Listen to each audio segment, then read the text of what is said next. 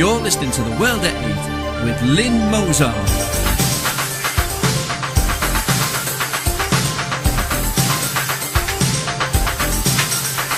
The World at 8, the number one in nationalist news. Highlights of the news today, Wednesday the 10th of October. Muslims were protesting all last week. Archbishop speaks out against gay marriage at last. Want to fund terrorism? Donate to foreign aid. Tens of thousands of Greeks demonstrate against Merkel in Athens. Girls as young as 4 years given in marriage, Supreme Court to investigate. Netanyahu to call early elections in Israel in 2013. Romney calls for changes in foreign policy regarding Syrian rebels. Thought for the day, a few facts of life. And finally, sweet and sour pork, anyone?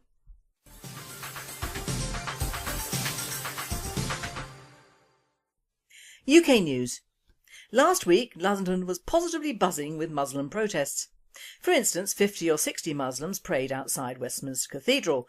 No one knows if the church gave permission. The person filming this desecration was approached by the police and asked what he thought about this. A clear invitation for him to say something contrary and to be arrested for hate crime. Then you had the disgusting scenes where Muslims were protesting against the removal of that odious piece of scum, Abu Hamza, and his cohorts to America, where, by the way, they removed his hooks. There were scenes of the police being assaulted and sworn at, and no arrests were made.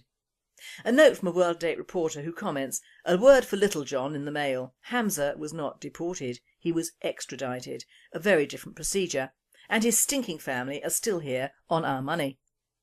We also had the protests against the stupid video Innocence of Muslims, and finally the Atheist Society at Reading University were ejected from the Freshers' Fair after displaying a pineapple labelled with the name of the Prophet Muhammad. A World Date spokesperson commented, "The Muslims were protesting variously against the extradition of a terrorist, a film and a pineapple."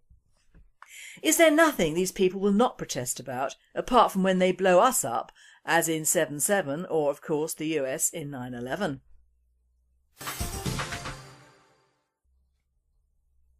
Lord Carey, the Archbishop of Canterbury, has opined that gay marriage could have drastic consequences, including the risk of polygamy.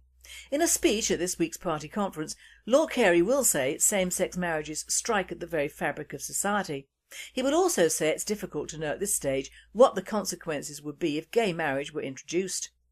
But he will cite developments in other countries where the law is being liberalised, including France, where the government intends to ban the words mother and father from official documents, replacing them with parents. Lord Carey also feels that the government needs to confront the divisive issue of immigration, and he added, "We can be sure any move away from our traditional understanding of marriage is to put our society on a slippery slope where the unintended consequences could be shocking." More good use of foreign aid. Apparently the aid we send to the Palestinian authorities is being used to fund the families of terrorist families who have murdered civilians. In fact, the longer the sentence, more of our money is given to the families of those terrorists, and the families of suicide bombers are especially rewarded. Apparently you're wrong if you thought that foreign aid was to alleviate poverty and to provide education. It doesn't. In most cases it does fund murder, mayhem and destruction. This is bad enough at the best of times, but at a time when the UK has no money and we are facing yet more cuts, it is utterly inexcusable. The UK will spend an average of £86 million per year in the occupied Palestinian territories until 2015, according to the government. A World Date spokesman said, "Cameron keeps talking about a moral duty to provide foreign aid. Is this what he meant? Stop all foreign aid now and spend it on our people."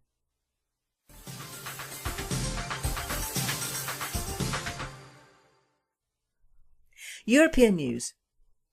The citizens of Athens turned out in their thousands to protest against the German Chancellor Angela Merkel and the austerity measures. As Germany and Merkel put the largest amount of money into the bailout pot, the Greeks view her as a reason for the ongoing measures. Despite their government's ban on protests, an estimated 40,000 people, many carrying banners showing Merkel as a Nazi and flying the swastika, congregated on Syntagma Square and pelted the riot police with rocks. The authorities deployed 7,000 police, water cannon and a helicopter, and snipers were in place to protect the Chancellor. This was Merkel's first visit to Athens and she came to support the Prime Minister, Antonis Samaras, and his reforms.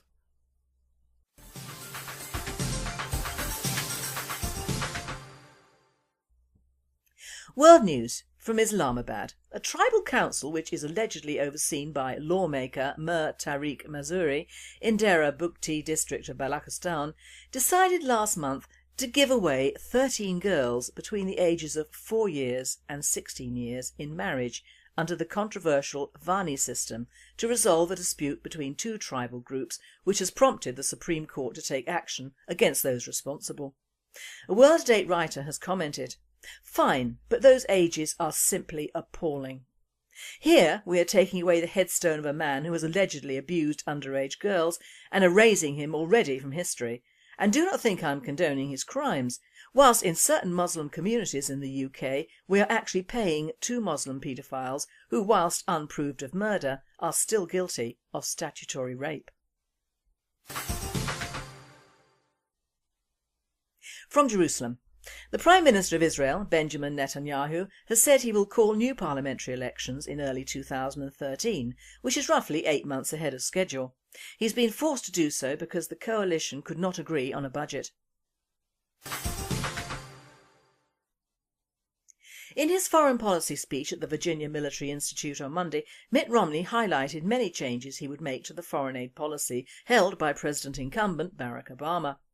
Regarding Syria, he stated that his administration would identify and organise those members of the opposition who share our values and ensure they obtain the arms they need to defeat Assad's tanks, helicopters and fighter jets.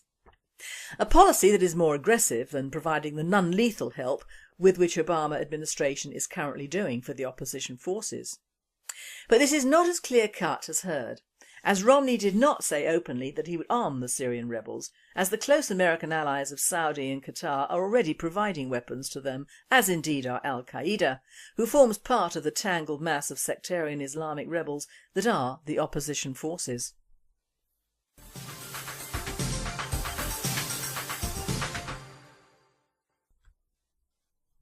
Thought for the day.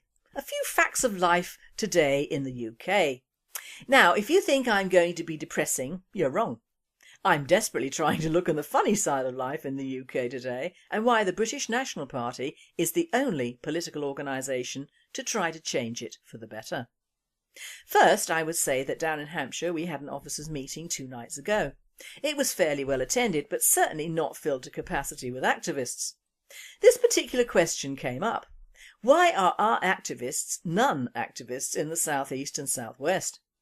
A few answers presented themselves: lack of money and funding, apathy from the public and our own people, and members who seem to think that being members and agreeing with our policies is enough.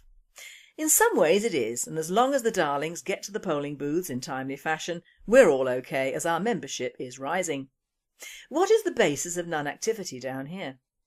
Well, ignorance is one of them, and I don't mean the ignorance of our people, I mean the lack of communication between groups, branches and all and sundry.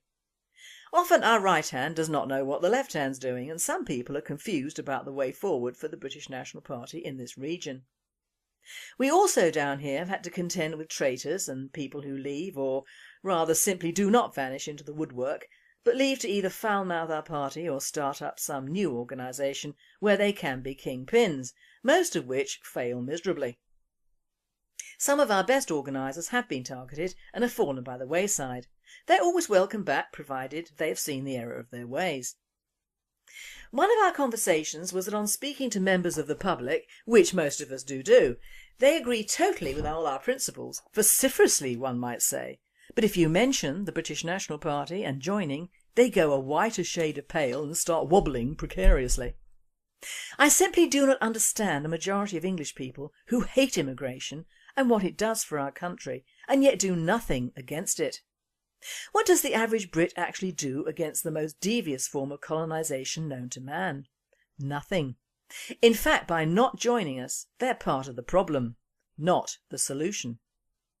Many a Brit will take to the web and Facebook and give everyone holy hell on most of the subjects we, as a party, cover. Then they promptly go out and buy a Chinese or Indian takeaway or a kebab, hopefully not human, and in reality fund more terrorism of one sort or another. We have effectively, as a nation, been turned into a gigantic consumer and non-productive society, on which at least a couple of generations of immigrants have effectively fed off and bred off. I have started in my mind an organisation called Civilian Action Against Immigration. Only in my mind, of course. But I'll tell you what it entails and then you can give me the advice on what to do. It entails boycotting. Simple as that. Do not buy Chinese goods for a start. They are bad for your health. I looked in Superdrug the other day and there were 3 new stands of makeup for little girls. And we wonder why our youngsters are in trouble. All made in China and all crap. Do not allow your little girls to buy this stuff. It contains lead and arsenic and they do experiment on animals, although judging from the stuff that gets through, the mind boggles at what doesn't. On an aside, apparently Avon is now getting stuff from China and I for one am boycotting them now. You would be shocked to know how many of our old high street cosmetics are actually made in China. Clothes made in China have faulty dyes which can affect your skin. Nail polishes are full of formaldehyde and worse. In short, if anything, even a car is made in China. With few exceptions, it will be bottom of the barrel. I'm not even touching on the dog and cat skins that decorate cheap anoraks, etc. As the Chinese medicines, save the bears and the tigers.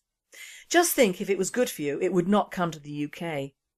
We are effectively in this country keeping certain mainland Chinese in great style buying this effluence. Foreign takeaways are easy to boycott. You will not starve if you do not have a kebab or whatever and your stomach might be the better for it. Immigrant-owned corner shops do a sterling trade in under-the-counter cigarettes and tobacco which are not fit for purpose, as are the market traders and their imitation goods. Every time you buy, you are funding someone else's country for something. The same goes for alcohol and drugs. You are directly funding terrorism, as you are with pirating DVDs, etc. The Third World and the Far East learnt long ago that we in the UK are lazy and they set out to profit from that, and they do. So boycotting is the way forward for direct action for Mozart here. Back to the BNP. As a party we have had to fight media and press blackouts and spurious allegations. We've had to fight internal business becoming external business. We have had to fight slander and libel and unnecessary court cases. We have had to fight vitriolic speeches and pamphlets, in fact verging on hate rants against management from idiots waiting for the second coming or the Antichrist, I'm not really sure which. We have survived and we will survive, but we need action from our members and indeed the public, because what is happening to this country is happening now, not in 20 years' time. I may rant against Muslims in this country, but I have good reason to. I read a letter in Tuesday's Mail from a Muslim who is at the University College London and is president of the Ahmadiyya Muslim Youth Association. Now this organisation, which is worldwide and vast and whose mantra is love for all and hatred for none, rather like the UAF and love not hate cretins, believe that Jesus was, and I quote, a humble prophet of God, and the Ahmadi Muslims also hold the unique belief that Jesus, peace be upon him, survived the crucifixion and travelled towards India to continue his ministry amongst the lost tribes of Israel. Furthermore, they claim that his tomb, containing his body, has been recently discovered in India, where it can be seen to this day. Ahmadi Muslims also assert that this belief is not only upheld by the Holy Quran and the sayings of Muhammad, but even by the Holy Bible itself. Now on an aside, it is the Ahmadiyya Foundation that bought a hotel in Surrey with 36 acres for 150 young males for a school. They also run the Jalsa Salana festival in Alton, Hampshire, which last month hosted 30,000 Muslims. Now I'm not one to offend any faiths. I do believe that different people believe in different things and I'm okay with that, just not to the extent of converting or colonising my country and my people. I wish they thought the same. This Ahmadiyya Youth Association is the Muslim equivalent of the Hitler Youth, and in fact more dangerous because the Teutons were dedicated to their past and AMYA is dedicated to putting themselves firmly in our future. This president is canting on about the pineapple debacle from the Reading atheists, which I found rather amusing and desperate, There were no atheists on the Titanic, I believe. But NASA here is hosting a series of events in Imperial College and Queen Mary's College, London, entitled The Innocence of Muhammad, in a bid to educate students about his character and his life. Well, that will be a doozy, won't it, for the future semi-educated and liberal dwarves of society, and probably future governments. Now, why are these scroats allowed to hold meetings like this when our Nick Griffin is not allowed to speak at a students' union because of offending people? Why are we allowing Muslims in all their rag-headed and pantalooned buffoonery to actually worship outside Christian Westminster Abbey when Christians cannot even wear a cross to work in this country? Why are the government and police allowing these people to even be here, let alone take over with their particular form of worship? Answer: they are obviously believing the words of Poison, in which NASA quotes, "We believe such education is the only path that leads to peace and reconciliation, the only path the Prophet himself, may Allah bless him, would have embraced." These quotes are simply not true and should never be taken at face value. The only thing which would make me actually believe this sentiment and the rest of the self-inflating tripe they seem to spout is when most of the Muslim population voluntarily decide to decamp and leave this country in a peaceful fashion for much sunnier climes. To do this before we are all subjected to Sharia laws and conversion would prove they are not attempting what I think, and might make me think twice on the genuine messages. Because I do not believe all this peace and love, especially because the undertones of the message they send, peace and reconciliation, mean just that. Their peace with a Sharia indoctrinated country and our reconciliation or conversion to Islam. In my book, these two faiths will never live together, and in fact history has proved it, and nowadays various countries are also proving it as well. Whenever you get Muslims in any sort of numbers, and believe me, they move in great numbers because of their multi-ethnicity, you get takeovers of people and land. That is how they work. So ignore messages of peace and love, ignore handouts in the street of sweets for your children, do not ignore the grooming of your daughters, try not to keep them in funds with shops, market stalls and anything else, and we might have some sort of fight back on our hands, which is good. The British National Party knows, without help and support, the British people will become weaker, and Islam does not respect weakness. Like the old adage, what do you do with a doormat? You walk right on over it.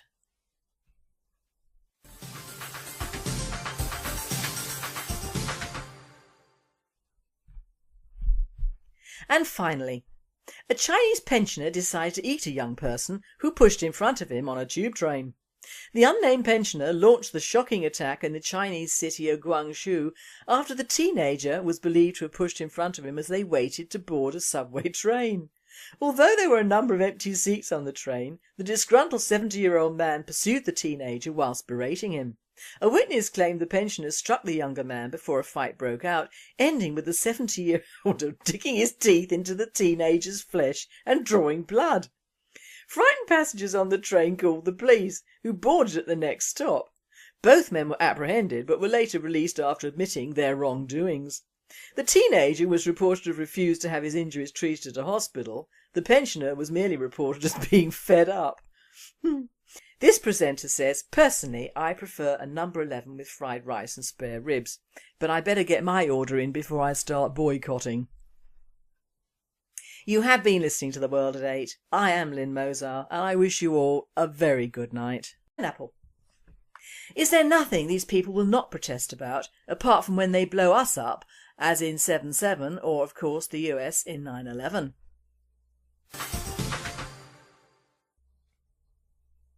Lord Carey, the Archbishop of Canterbury, has opined that gay marriage could have drastic consequences, including the risk of polygamy.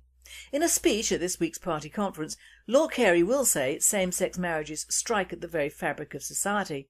He will also say it's difficult to know at this stage what the consequences would be if gay marriage were introduced. London was positively buzzing with Muslim protests. For instance, 50 or 60 Muslims prayed outside Westminster Cathedral. No one knows if the church gave permission. The person filming this desecration was approached by the police and asked what he thought about this. A clear invitation for him to say something contrary and to be arrested for hate crime. Then you had the disgusting scenes where Muslims were protesting against the removal of that odious piece of scum Abu Hamza and his cohorts to America, where, by the way, they removed his hooks. There were scenes of the police being assaulted and sworn at, and no arrests.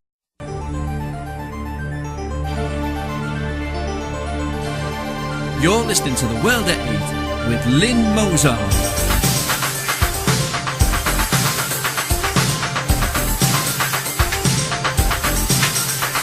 The World at 8, the number one in nationalist news.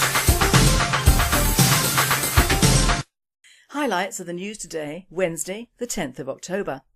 Muslims were protesting all last week. Archbishop speaks out against gay marriage at last. Arrests were made. A note from a World at 8 reporter who comments, "A word for Little John in the mail. Hamza was not deported, he was extradited, a very different procedure. And his stinking family are still here on our money." We also had the protests against the stupid video Innocence of Muslims, and finally the Atheist Society at Reading University were ejected from the Freshers' Fair after displaying a pineapple labelled with the name of the Prophet Muhammad. A World at 8 spokesperson commented, "The Muslims were protesting variously against the extradition of a terrorist, a film and a pineapple. Want to fund terrorism? Donate to foreign aid." Tens of thousands of Greeks demonstrate against Merkel in Athens. Girls as young as 4 years given in marriage, Supreme Court to investigate. Netanyahu to call early elections in Israel in 2013. Romney calls for changes in foreign policy regarding Syrian rebels. Thought for the day, a few facts of life. And finally, sweet and sour pork, anyone?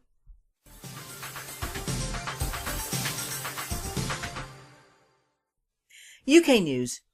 Last week